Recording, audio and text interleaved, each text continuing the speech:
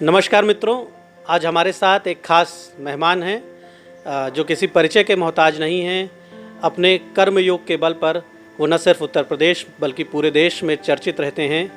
पूर्व आईपीएस बृजलाल साहब हमारे साथ मौजूद हैं। उनका बहुत बहुत स्वागत है इंडियन ओपिनियन के इस खास कार्यक्रम में। और बृजलाल साहब के बारे में जैसा कि आप जानते हैं, उत्तर प्रदेश के डीजीपी रह चुके हैं और एक बहादुर ईमानदार आईपीएस अफसर के रूप में आपकी ख्याति रही है। पिछले दिनों आप उत्तर प्रदेश अनुसूचित जाति आयोग के चेयरमैन भी रहे और अभी जो एक खुशखबरी सबके सामने है वो ये है कि अब आप राज्यसभा के लिए, देश के उच्च सदन के लिए आपका निर्वाचन हो रहा है और निर्विरोध आपका नामांकन है। तो निश्चित तौर पर अगले कुछ दिनों में औपचारिक रूप से आप राज्यसभा के सदस्य भी बन जाएंगे। बहुत बहुत बधाई, शुभकामनाएं आपको। थैंक यू जी, थैंक यू। बृजलाल साहब, आपका जो जीवन का सफ़र रहा, आपको लेकर बड़ी जिज्ञासा रहती है। नौजवानों में भी जो सिविल एस्पिरेंट्स हैं वो भी आपको अपना आदर्श मानते हैं, जो बच्चे आईएएस, आईपीएस की, पीसीएस की तैयारी करते हैं। तो अपने शुरुआती जीवन के बारे में बताएं। आपका मूल निवास किस जनपद से है? पारिवारिक पृष्ठभूमि क्या रही आपकी? मैं ग्राम गुजरौलिया खालसा है, ये नेपाल बॉर्डर पर गांव है, थाना चिलिया। पहले जिला बस्ती होता था, अब सिद्धार्थनगर है। मैंने अपनी पढ़ाई 17 नवंबर सन 60 को किया था। पहले हर गांव में स्कूल नहीं था, तो मेरे गांव के 3 किलोमीटर दूर एक मध्यनगर स्कूल था। तो वहाँ जो टीचर पहले उस ज़माने में आते थे, पकड़ ले जाते थे, तो मुझे भी पकड़ लिया गया था 17 नवंबर सन 60 को। और फिर हमारी जो पढ़ाई हुई तो स्कूल बिल्डिंग नहीं थी, आम और महुआ के पेड़ थे, उसके नीचे हमारे क्लास लगते थे, जिसको आप पुरातन परंपरा में कह सकते हो आश्रम। हमारे गुरुजी लोगों को भी कुर्सी नहीं था, तो उनके लिए मिट्टी का चबूतरा, उस पर हम टाट पट्टी पर बैठे, वहाँ हमने पढ़ाई किया। और वहीं से सन 65 में 5वां पास किया। जब मैं डीजीपी हुआ तो लोगों ने समझा कि कहीं कॉन्वेंट का पढ़ा होगा, शेरवुड का पढ़ा होगा, दून का पढ़ा होगा। उन्होंने कहा साहब कि मैंने कहा महुआ पेड़ के नीचे पढ़ा हूँ। तो मीडिया में आया, भूला नहीं हूँ महुआ तले पढ़ाई। उस ज़माने में हमें जो प्राइमरी स्कूल टीचर थे वही बहुत बड़े लगते थे, हम भी हो जाते। तो मैं स्कूल में टॉप किया करता था। जब 5वां पास कर लिया 65 में, 6वें में कहाँ जाएँ, तो 12 किलोमीटर दूर एक कस्बा है सोहरतगढ़, अब तो तहसील बन गई है। तो मैं नंगे पाँव 12 किलोमीटर जाता था, 12 किलोमीटर आता था, 24 किलोमीटर पर डे पैदल चलता था। एक कमीज़, एक पैजामा, अंदर बनियाइन भी नहीं होती थी, चाहे जाड़ा, चाहे गर्मी, चाहे बरसात, तो मेरा ड्रेस होता था। और वहाँ से मैंने 67 में मिडिल स्कूल पास किया, तब भी फर्स्ट आया। उसके बाद वहीं राजा सोहरतगढ़ द्वारा स्थापित स्कूल है, शिवपति इंटर कॉलेज सोहरतगढ़, वहाँ से मैंने 70 में हाई स्कूल किया। तो मैं ढेबरी की रोशनी पढ़े हूँ, अंग्रेज़ी में अर्दन लैम्प। माँ बाप मेरे पढ़े लिखे नहीं थे, छोटे से किसान, किसी तरह से घर का खर्च चल जाता था। तो 70 में जब मैंने हाई स्कूल का कोई गाइड करने वाला नहीं, जब मैंने हाई स्कूल का इम्तहान दिया तो मेरी यूपी में रैंक आई 43rd, 43वां। और मेरे लाइफ का वो टर्निंग पॉइंट था। मुझे 60 रुपया नेशनल स्कॉलरशिप मिल गई। मैंने अनुसूचित जाति का स्कॉलरशिप कभी नहीं लिया है, क्योंकि वहाँ उस समय वो 12 रुपया मिलता था, हमें 60 मिलता था। और उससे फिर मैंने जब हाई स्कूल पास कर लिया, तब मैंने पहली बार हवाई चप्पल खरीदा। लेकिन इतनी बड़ी बात है जो हमारे दर्शक सुन रहे हैं, देख रहे हैं इस इंटरव्यू को, कि आपने हाई स्कूल में पहली बार अपने पैरों में पहनने के लिए चप्पलें खरीदी और 24 किलोमीटर आप पैदल चलते थे उन विषम परिस्थितियों में, जब परिवार भी आपका जो है, माता पिता आपके बहुत अधिक सक्षम नहीं थे, लेकिन मन में जो इच्छा थी। और जो रोचक कहानी है, बड़ी प्रेरक कहानी है आपकी, हम चाहेंगे कि उसको आगे जारी रखें। जी हाँ, फिर मैंने वहीं से 1972 में मैंने इंटरमीडिएट किया, तो मेरी यूपी में रैंक आया 10वां, 10th। उस समय यूपी उत्तराखंड एक साथ होते थे और लाखों छात्रों में नंबर 10 आना, एक गांव का बच्चा आ गया।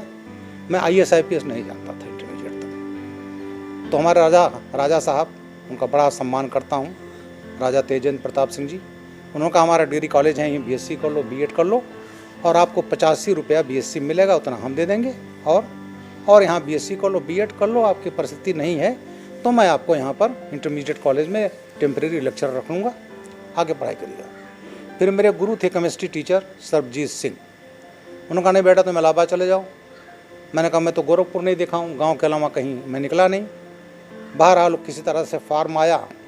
फिर उसके बाद सन 72 में जुलाई में पहली बार 2 पैंट बना मेरे लिए, मक्खन जीन का और 2 शर्ट, एक प्लास्टिक का सैंडल, इसको लेकर मैं इलाहाबाद यूनिवर्सिटी गया और 28 जुलाई सन 72 को मेरा एडमिशन हुआ फिजिक्स, केमिस्ट्री, मैथमेटिक्स।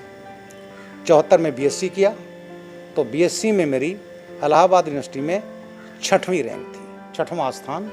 तो गांव का गरीब बच्चा, उसका 6वां स्थान।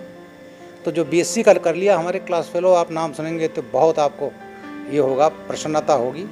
हमारे क्लास फेलो थे विजय शंकर पांडे, उनकी फर्स्ट रैंक थी, कमिश्नर लखनऊ रहे, सेक्रेटरी गवर्नमेंट ऑफ इंडिया रहे। सेकंड पोजीशन पर 2 रहे रेखा श्रीवास्तव, प्रोफेसर ऑफ मैथमेटिक्स, और सेकंड थे राम सेवक Sharma, chief secretary Jharkhand, secretary government of India, try के चेयरमैन ने, रिटायर हुए। तीसरा थे बीरू बिश्नोई, वो प्रोफेसर रहे। चौथा मुरलीधर दुबे, पीसीएस रहे, कमिश्नर होकर रिटायर हुए। इस तरह से हमारे सभी साथी जो है वहाँ इलाहाबाद यूनिवर्सिटी के। तो उस समय क्रेज था एमएससी फिजिक्स। माननीय मुरली मनोहर जोशी जी हमारे फिजिक्स के प्रोफेसर थे, हमको पढ़ाया। तो उस समय क्रेज था फिजिक्स का। तो मैंने मित्रों से कहा, वो सब बड़े घर के थे, बड़े, किसी फादर डिस्ट्रिक्ट जज थे, कोई चीफ इंजीनियर थे। तो मैंने कहा देखो, मेरी गरीबी की हालत ये है कि अगर मैंने एमएससी करते करते नौकरी नहीं किया तो मुझे पढ़ाएगा कौन? तो मैं जाऊंगा फिजिक्स में तो प्रैक्टिकल करना पड़ेगा। तो मैं चाहता हूँ एमएससी करते करते नौकरी कर लूँ। मैं अपने टारगेट के प्रति, जो आप लोगों से कहता हूँ, मैं बहुत जिद्दी हूँ। अपने टारगेट के अचीव करने के लिए आदमी को जिद्दी होना चाहिए। मैं एमएससी प्रीवियस में था, मैं घर आया, माँ बाप को कहा मैं जा रहा हूँ, जब तक कुछ कर नहीं लूँगा तब तक घर नहीं आऊँगा। तो मैं चला गया। मेरी हैसियत नहीं थी एक अखबार खरीदने की। जनरल नॉलेज की किताब थी 2, मणिराम जेके खन्ना, वो, और साथ साथ में एमएससी की पढ़ाई करता, तैयारी। बगल के मित्र का अखबार आए तो उससे नोट बना लेता था। मई 76 में मैंने एमएससी का फाइनल का एग्ज़ाम दिया। मैं जानता था कि फर्स्ट क्लास तो आऊँगा, मेरी पोजीशन नहीं आएगी, और मैं मेरी पोजीशन लेने की इच्छा में नहीं, तो टारगेट हमारा था सिविल सर्विस में आना। मई 76 में इम्तहान हुआ, सब लोग घर चले गए, मैं पढ़ा रहा हूँ। जून 76 में बैठ लिया मैं इंडियन फॉरेस्ट सर्विस, ये भी ऑल इंडिया सर्विस है। जुलाई में रिजल्ट आया, फिर भी घर नहीं आया, मेरा फर्स्ट क्लास मेंटेन रहा।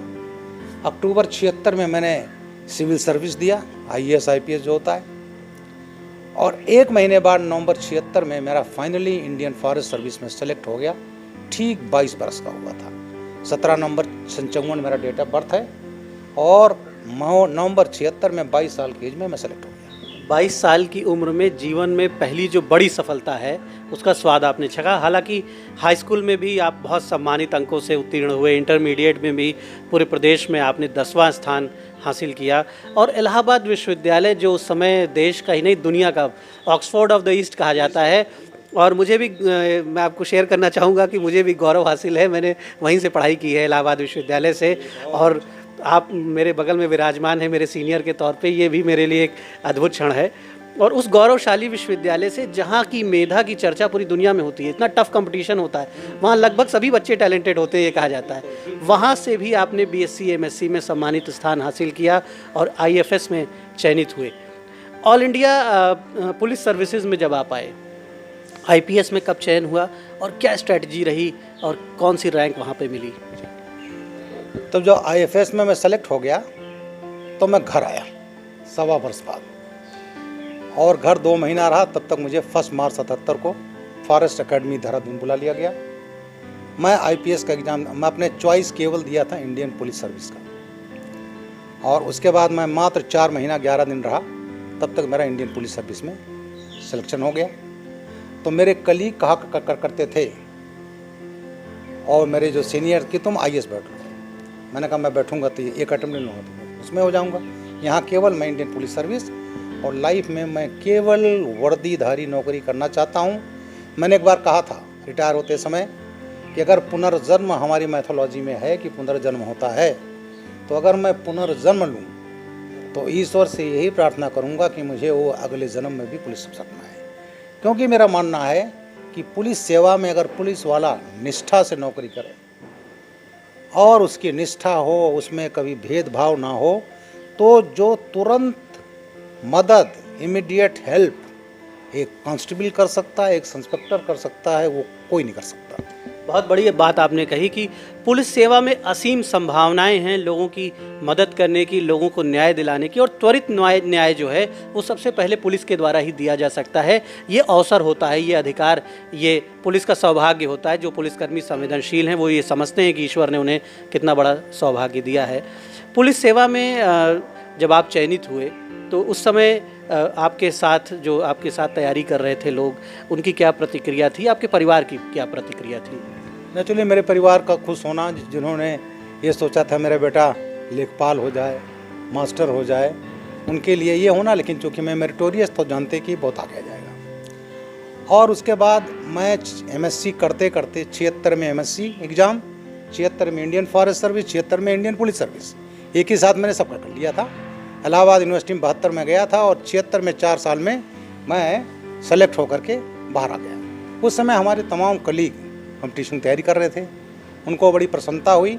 और सबसे बड़ी बात, ट्रेनिंग के बाद लगभग 2-2.25 साल की ट्रेनिंग के बाद मेरी पहली पोस्टिंग असिस्टेंट एसपी इलाहाबाद हुई। जब मैं असिस्टेंट एसपी हुआ तो हमारे तमाम साथी वहाँ पर तैयारी कर रहे थे। अच्छा, कितना मज़ा आया होगा, कैसा अनुभव रहा होगा कि जिस शहर में आपने तैयारी की स्टूडेंट के रूप में, वहाँ पैदल घूमे, साइकिल से भी घूमे होंगे, और यूनिवर्सिटी रोड पे आपने चाय पी होगी, पुरानी किताबें, नई किताबें खरीदी होंगी, मुझे भी वहाँ का अनुभव है। तो उसी शहर में आप आईपीएस होने के बाद पहली पोस्टिंग आपको उसी शहर में मिलती है जहाँ अपने दोस्तों के बीच एक अभावग्रस्त जीवन भी आपने जिया था। खिचड़ी पका के खाई होगी हीटर पे कभी, और साथ में शेयर किया होगा, किताबें शेयर की होंगी। बिल्कुल बिल्कुल। वहाँ पर आप इलाहाबाद यूनिवर्सिटी को हो तो वहाँ एक प्रयाग पुस्तक सदन होता था, प्रयाग पुस्तक सदन, प्रयाग पुस्तक भवन। तो जब मैंने बीएससी में कर रहा था तो गया तो लोग यहाँ आईएएस आईपीएस हो जाते हैं, जो प्रेरणा मिलती है कि साहब फला ये सिलेक्ट हो गए, इस वर्ष ये सिलेक्ट हुए, एएन झा से इतने हो गए, जीएन झा से इतने हो गए। तो मैं यूनिवर्सिटी रोड पर गया, मैंने वहाँ का अनसॉल्व पेपर सिविल सर्विस का लिया। मैंने देखा, मैं कहा तो मैं भी बन जाऊँगा। तो एक होता है, हमेशा मैं लोगों से कहता हूँ जो सुन रहे हो, मुझे इच्छा सबकी रहती है कि हम ये बन जाएं, ये बन जाएं, लेकिन मैं हमेशा कहता हूँ अंग्रेजी में, fix your target and B mad after it. लक्ष्य निर्धारित करिए, उसके पीछे पागल हो जाइए और उसके बाद आपको लक्ष्य मिल जाएगा। और वो चीज़ जब मैं सेलेक्ट हुआ, वहाँ इलाहाबाद यूनिवर्सिटी में गया, मेरे मित्र, और चांस की बात ये रही, सन 82-83 में वहीं पहुँच गया मैं एसपी देहात इलाहाबाद। उस समय कौशाम्बी नहीं होता था, तो बहुत बड़ा 9 तहसीलें, 9 हमारे डिप्टी एसपी, तो एसपी देहात इलाहाबाद 82-83। तब भी हमारे साथी लोग वहाँ कंपटीशन की तैयारी कर रहे थे। श्याम सिंह यादव हैं, अभी सांसद हो गए हैं सपा से, ये भी उसी साल पीसीएस में आए। तो वहाँ पर बड़ी अनुभूति कि वहीं मैं पढ़ा रहा, वहीं का एसपी हो रहा, असिस्टेंट एसपी रहा, एसपी रूरल रहा। फिर 95-96 में डीआईजी रैंक में मैं कमांडेंट था, डीआईजी पीएसी। तो 3 पोस्टिंग वहाँ इलाहाबाद में रही। अब आती है सेवा की बात। सेवा की बात, हमने ट्रेनिंग तो गुरु से सभी लेते हैं हमने, लेकिन हमने वर्किंग अपनी खुद बनाई। मैं 4 टाइम प्रेसिडेंट अवार्डी हूँ, president police medal for long meritorious services, president police medal for distinguish services, और 2 मेरे पास हैं president police medal for gallantry, बहादुरी। एक स्टेट का अवार्ड है, दिल्ली पुलिस का 1 लाख का कैश अवार्ड है, यूपी गवर्नमेंट का 3 लाख का कैश अवार्ड है, रेलवेज का माननीय नीतीश कुमार जी हमारे रेल मंत्री होते थे जब मैं चीफ सिक्योरिटी कमिश्नर था रेलवे का। तो बेसिकली हमने अपनी वर्किंग खुद बनाई। हमारा ये कहना था, इलाहाबाद में नाम तो नहीं लूँगा, कई बड़े माफिया थे, उनमें उनके पुत्रों को भी 3 को आज उनका कारावास भी हो चुका है, 3-4 को। तो मैं जब पढ़ता था तो नाम सुनता था, कितने को पुलिस कस्टडी छीन कर मार दिया, ये कर दिया, और इंसिडेंटली वहीं पर मैं असिस्टेंट एसपी हो गया, वही क्षेत्र मेरे पास था, मंजनपुर। तो मैं सोचता था कि ये पुलिस वाले अपनी देखने के लिए कि रिक्शे वाले को झापड़ मार लिया, इसको मार लिया, सब्जी वाले को मार दिया, इन्हें का गलत है। हमें इनको जो बड़े हैं अपराधी जिन पर ये नहीं, तो वहाँ से मैंने अपना ऑपरेशन शुरू किया।